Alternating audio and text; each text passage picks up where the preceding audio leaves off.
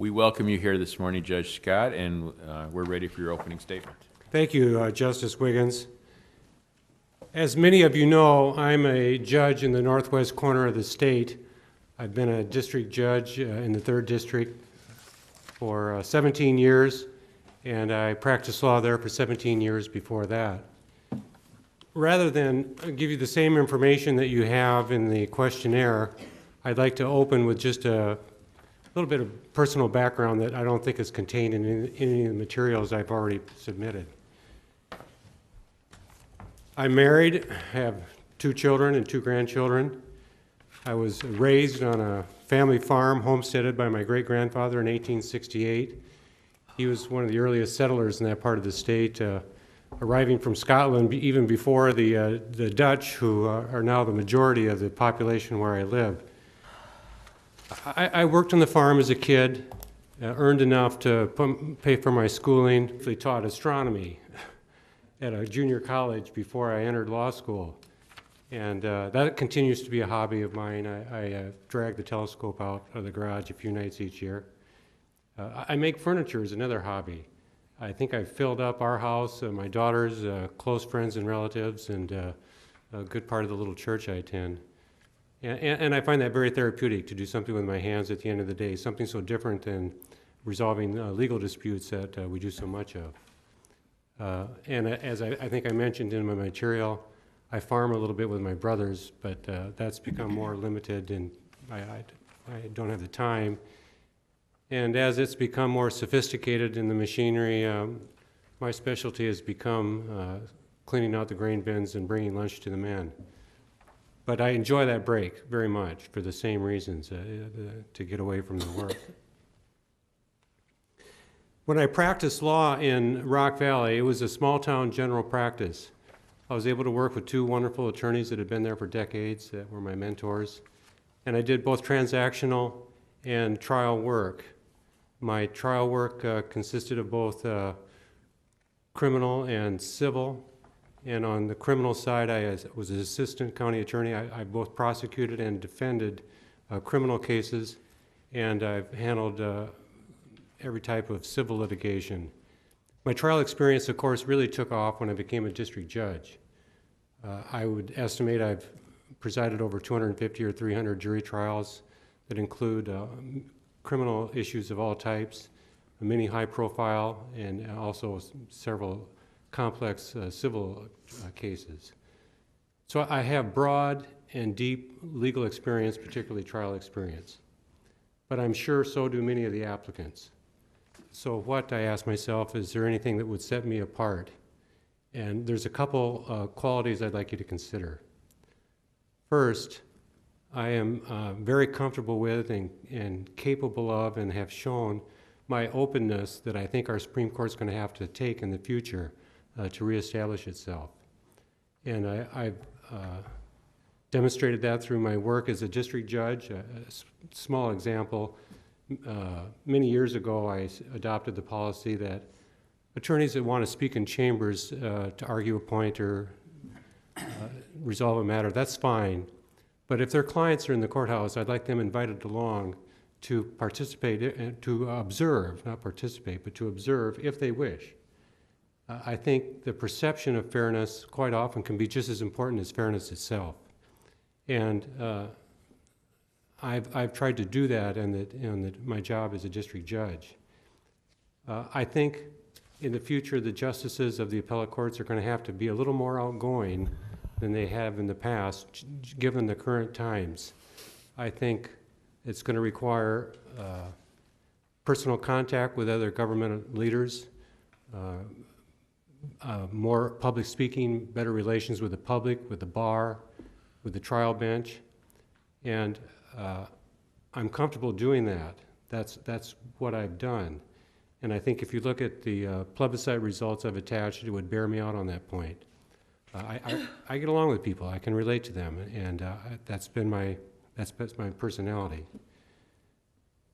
The second quality I'd like you to consider is the rural balance that I think our court has traditionally had and needs. Someone with, like myself, or someone with a rural background that I think brings that perspective to the court. Although I work in Sioux City, which is large enough to have big city problems, at least by Iowa standards, I spend the majority of my time going from the rural courthouses from one to the other. I practice that type of law. I can relate to the lawyers and the people and their issues. So with that, I'll conclude my opening comments. Judge, I have the first question. Okay.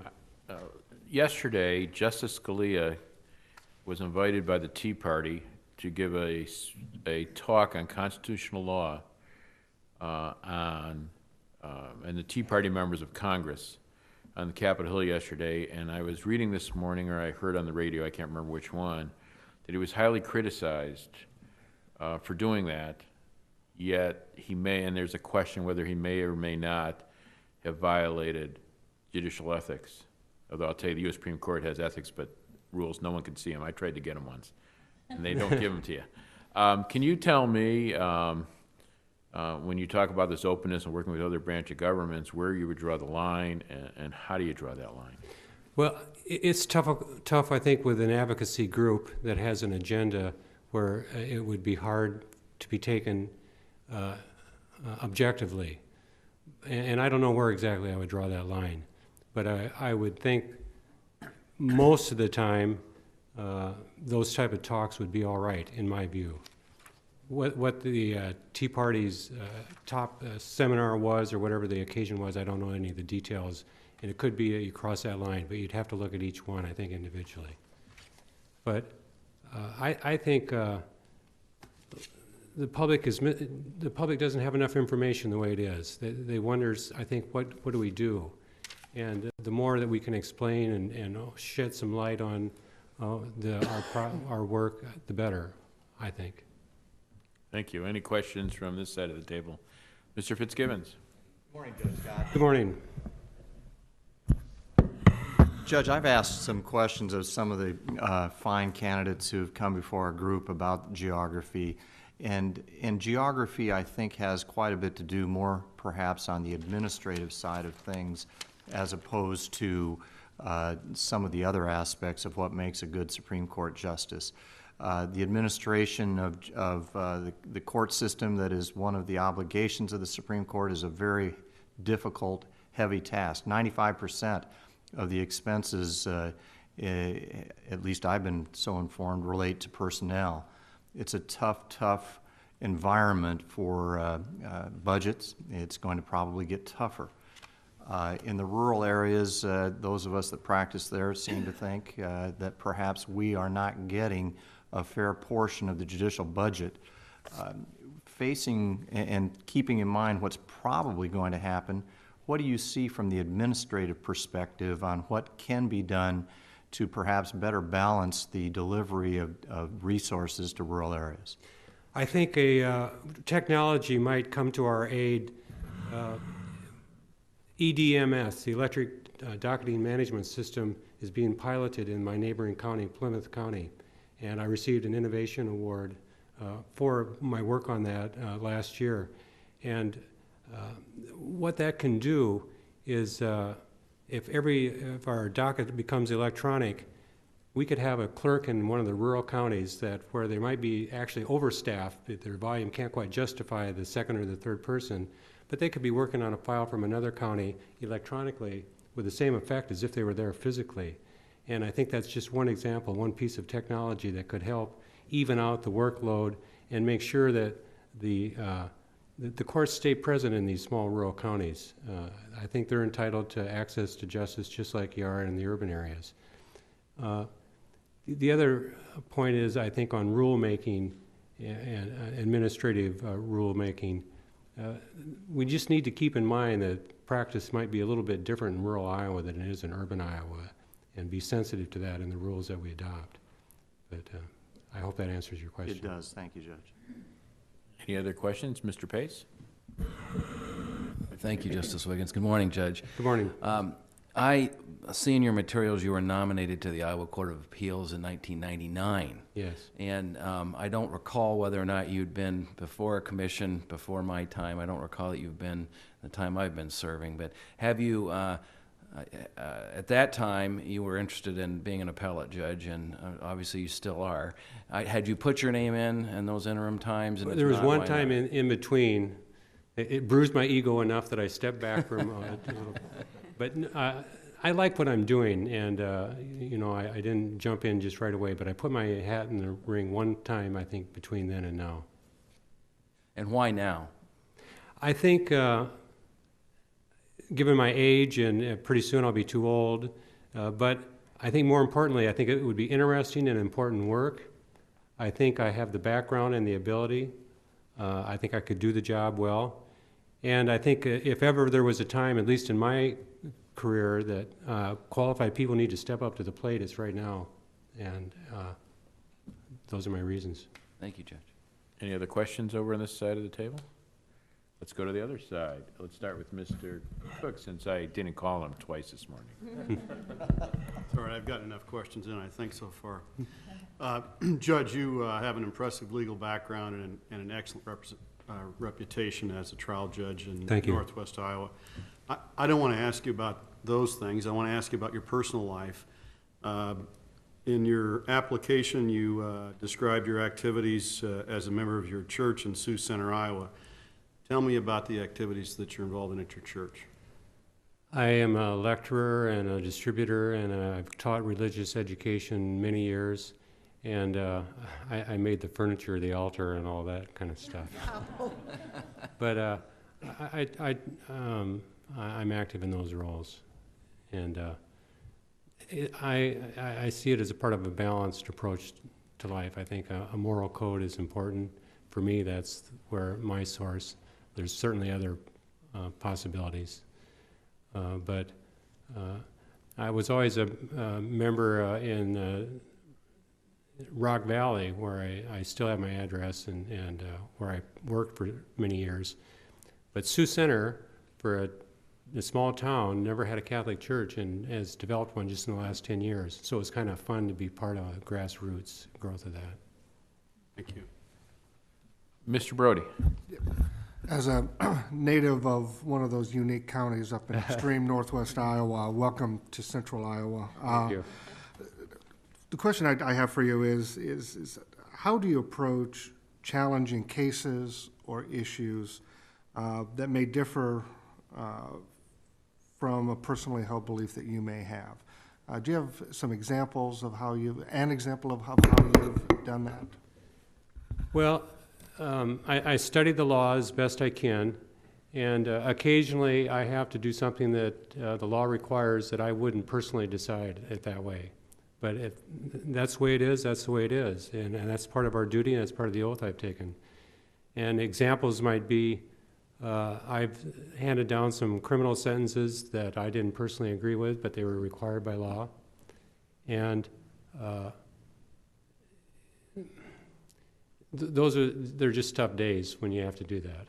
But I think that's part of the job description, that I might not personally agree with everything that I have to do. And unfortunately, the public, I don't think, appreciates that there's this accusation of activism or that there's some personal agenda that we're following. I've not met one of those judges that does that. And I know that hasn't been my practice. It's not ethical. And it's not a common experience that I've encountered. We do what we're supposed to do. Thank you. Thank you. Mr. Holm. Thank you, Justice Wiggins. Good morning, Judge. Good morning, Mr. Holm. I wanted to start by echoing Mr. Cook's comment. Some of my practice has been in Northwest Iowa, and you have an outstanding reputation as a judge, certainly in that part of the state. I wanted to follow up a little bit on Mr. Fitzgibbon's question regarding geographic diversity and its importance to the appellate courts. And I'm wondering, from your perspective, is the importance of geographic diversity a matter of perception? Is it a matter of substantive contribution to the court? Is it a combination of both? And would you maybe just discuss that a bit? I think it's probably more substantive than, more perception than substantive. There's a little, I would think that there will be many qualified applicants. You can get down to several people that might be suitable nominees. And everything else being equal, I think it then becomes a factor. Substantively, I probably understand the rural issues as well as anybody. That's been my life. Perception-wise, again, it's that appearance of fairness. I think the decisions of the Supreme Court might be better received if the people of the rural area perceive that one of us is there hearing, they can hear us, they know our needs, that the perception would be better. So it is a combination of both, and probably more perception than substantive. Judge Scott, you're familiar with Judicial Council, aren't you? Yes, sir. And as I understand it, the legislature set that up, and the way it works, and the purpose is to get input from both rural and urban areas, and Yes. they basically set the judicial policy, which we get blamed for. But Yes. can you tell me if you'd make any changes or recommend any changes to the legislature to change that process, or? No, I don't have any recommendations for change on that. Does your local chief judge, I think it's Judge Hoffmeyer, does he go back to you and talk to you what Judicial Council talked about and get your input and things like that? I'm interested in that, sir. Yeah, he does. He's pretty good about emailing back kind of a summary of the minutes every time there's a meeting. And I'm his assistant chief judge in the area, so he consults me privately quite often on issues that come up. And I think that's helpful. Again, that openness, so we know what's being discussed and what's going on. And then even if a rule comes down we might not have agreed with, if we knew part of the process, it's received better. Yeah, I mean, it seems to me from these interviews that there's a perception that we sit in Des Moines here and make these rules. Mm-hmm. But do you see it that way, the way Judicial Council works and their input, and maybe you could enlighten us on what, who sets the policy? Do they set it or do we set it? Well, I think the perception is just to make sure that they're heard, that, there's a lot of, have advisory commissions on rules of procedure and the Judicial Council, and still the bottom line is the Supreme Court's got to make the decision. I think a lot of it is perception, to make sure that it's clear that everyone was heard and that those viewpoints were taken into account. It might not change the decision, but that appearance is important. Do you think it may help, and I'm getting a sense, and I'm glad I'm here this week, that maybe stuff Judicial Council does maybe should be disseminated beyond the judges and the court administrators and the judicial officers, maybe out to the lawyers to see how it really works? I think that's a good idea. Yeah, I think the more open, I think the more open, the better. Any other questions? Excuse me, Ms. go Dixon, ahead. I'm sorry. Do you have something else to say? No, go ahead. Ms. Dixon? Judge, I just have a basic question about researching and writing. If you Sure. could, I know you're a busy trial court judge with probably limited access to law clerks, but if you could just talk a little bit about your background in researching and writing and how you've approached that as a trial court judge. Well, it's developed more and more as a district judge because it's the work demands it. I use Westlaw. I do most of my research online. When I'm really busy and I don't have time to do what I need to do, I get a hold of a law clerk. We've lost one of our law clerks, so I have to share a law clerk with my colleagues, with 7 others. But I might ask her, I need a memo on this point, or I do my findings of fact. I outline what I think the issues are going to be. Then I said, would you help me do the research on these legal points? And then I put it together. So it's a combination of my own research and what law clerk work I can get done, or what's available. Any other questions from either side of the table? Well, Judge Scott, we appreciate you coming down here and wish you the best of luck. Thank you very much. Thanks, Judge.